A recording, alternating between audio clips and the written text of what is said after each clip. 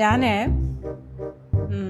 കുറച്ച് വിവാദങ്ങളിലൊക്കെ പെട്ടതായിട്ട് അതെല്ലാവർക്കും അറിയാലോ. അതെല്ലാം തന്റെ കയ്യിലിരിപ്പ് കൊണ്ടാണെന്ന് കരുതി സമാധാനിച്ചാൽ മതി. അത് വിവാദമായിട്ട് നിങ്ങൾക്ക് തോന്നിയെങ്കിലും അത് വിവാദമായിട്ട് എനിക്ക് തോന്നിയിട്ടില്ല. നീ കൂടുതൽ വിശദീകരിച്ച് നാറാ നിൽക്കണ്ട. കലാമണ്ഡലത്തില് ഓട്ടംതുള്ളിൽ പഠിച്ച ഒരുത്തി. ഇവള് ഓട്ടംതുള്ളലാണ്.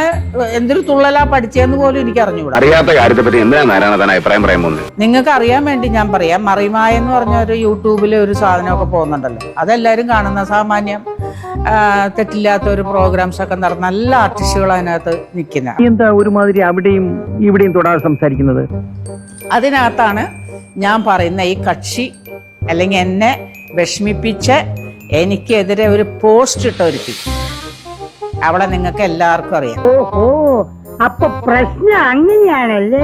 പൂത്ത കവളും ആകപ്പാടെ ഉരുണ്ടു വരണ്ടിരിക്കുന്ന ഒരുത്തി. ഇതെന്നെ ഉദ്ദേശിച്ചാണ്, എന്നെ തന്നെ ഉദ്ദേശിച്ചാണ്, എന്നെ മാത്രം ഉദ്ദേശിച്ചാണ്. സംശയമുണ്ടോ? ഇവള് വന്നിട്ട് എന്നെ പറഞ്ഞെന്താ അറിയോ? അതായത് ഈ സ്ത്രീ, ഞാൻ പുരുഷനാന്ന് പറഞ്ഞിട്ടുണ്ട് അടി അതിന്. ഓ പൊതുവാൾജി എനിക്കിനെ ചോര കളക്കണ്ടട്ടാ. Cool down Karthi, cool down.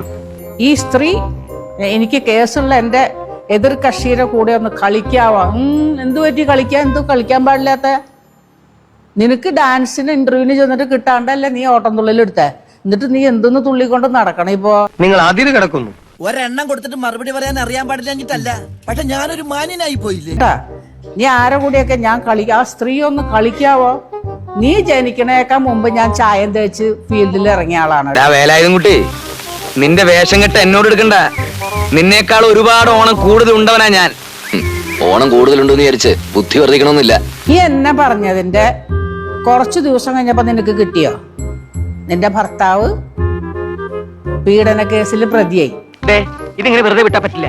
റോസപ്പ് പോലുള്ള കവിള എനിക്ക് കൊതിയായിട്ട് പാടില്ല. ഞാൻ എന്ന് രണ്ടെണ്ണം പൊട്ടിച്ചിട്ട് ഓടിയിട്ട് വരാം. എന്നെ ഒന്ന് അനുഗ്രഹിച്ചേ. ഈ നിന്റെ അമ്മയുടെ വയറ്റിക്ക് ഉണ്ടാവണേക്കാൾ മുമ്പ് ഞാൻ ഫീൽഡിൽ ഇറങ്ങിയ ആളാണ്. പറഞ്ഞു ഞാൻ കേറുകയല്ലേ, അടിത്തറ തോണ്ടാൻ വന്നിരിക്കുന്നു.